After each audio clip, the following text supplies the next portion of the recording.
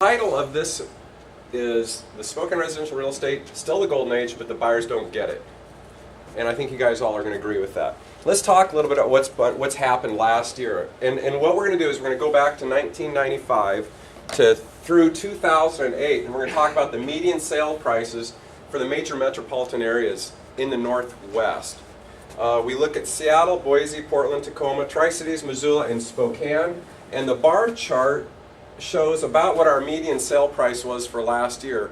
And we go all the way, like I say, back to 1995, and you can see the growth rate, and then you can see the flattening.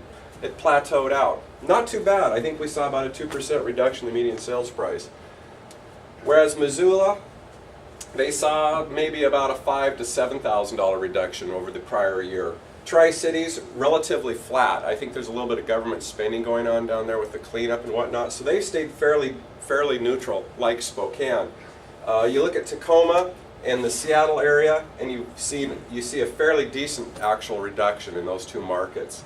Boise, a significant reduction, and that was due to the fact they were building about 5,000 units, new houses a year, in anticipation of growth due to what, Simplot, and there's what's the semiconductor company that's down there? Micron. And so they got caught, and they got overbuilt, and now the pricing is reflecting that glut. But you can see they had a heck of a good ride, right? Portland, they're similar to Seattle, and they're similar to Tacoma. The major areas have dropped a little bit. But what I'm seeing right here is the smaller cities that are a little bit more diversified. We're cruising through it right now. We're going to talk a little bit about values, and again, just a little reminder, these bullet points will be up for you on the board or on YouTube, so I can get these to you on the email as well. I'll have these at Sarah's desk later today. Since '56, average price of a home, or in 1956, average price of a home was $11,000. In 2003, just to go through the growth, that's when we started seeing the growth. If we think back to the graphs we were showing, in 2003, the average sales price of a house was $134. In 04, it jumped up to $146. It was a 9% change. In 05, it jumped up 18% to $172,000. And in 06, it jumped up to $197,000, which is about a 14% change. And then in 07, it jumped up to $112,000, which is 7.4%. Last year, the average sales price was $206, $291. So we saw a little bit of a reduction of what, around $5,000 on the average sales price over 1 year. Another point I like to illustrate is since 1956, the average rate of appreciation for residential properties in Spokane averages 5.3% per year. So if we go 5 or 6 or 7 years at 1% appreciation, which we did from about 1996 to about 2002,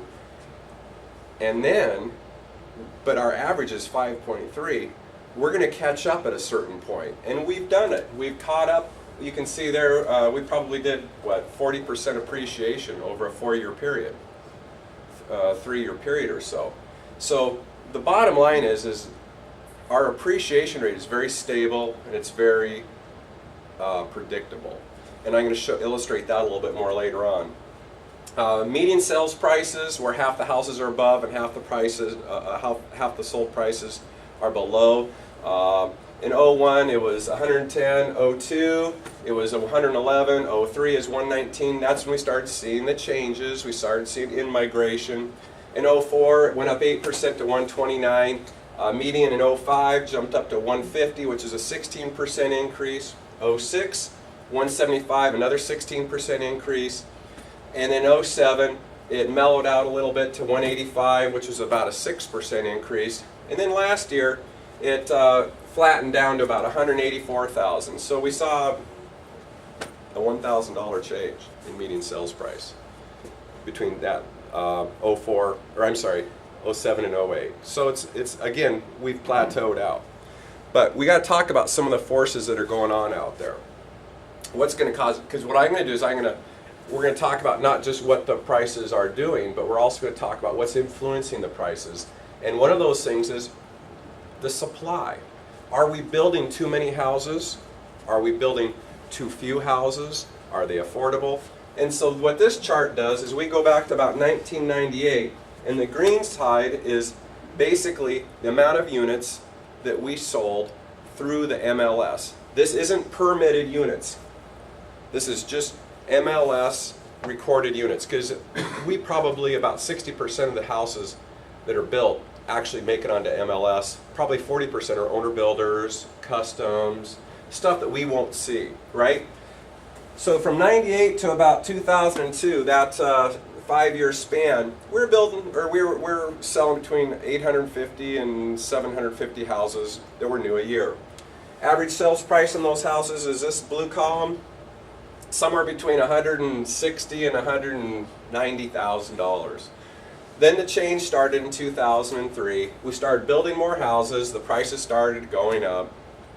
All right, up to a high of around, through the MLS, was around 1,500 houses.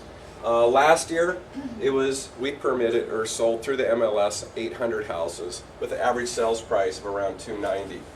What we've seen is a nice contraction in construction. And what that's going to do is, as we see the restriction of supply, we're going to see less houses coming on the market, and I'm going to show that to you on the permitting side as well. So we look at new construction stats. You got a little bit of history of what's gone on. Let's talk about actual permitting. We're going to go back to 1986 so you can see the trend. If any of you folks ever lived here for the past 20 years, you can you know what the economy was like and kind of get the feeling. This is total units, which includes multifamily and single family permits. So for example, in 2005, we permitted a total of around 3,200 housing units, places for people to live. Last year we did around, or 2 years ago we did around 2,400. Last year we did a total of 1,800 last year. Okay, of those, the single family were about 850 houses. 800 houses were permitted last year. The same level that we did in about 1989. Okay, this is some differences. In 1989, we had about 20%, 15 to 20% less population and households. Okay, so if we're building at 1989 levels right now, and we are doing that today, with a population base of 2008, we are, or could be, in a situation of a radically undersupply should something change. And things do change. They change from the highs to the lows.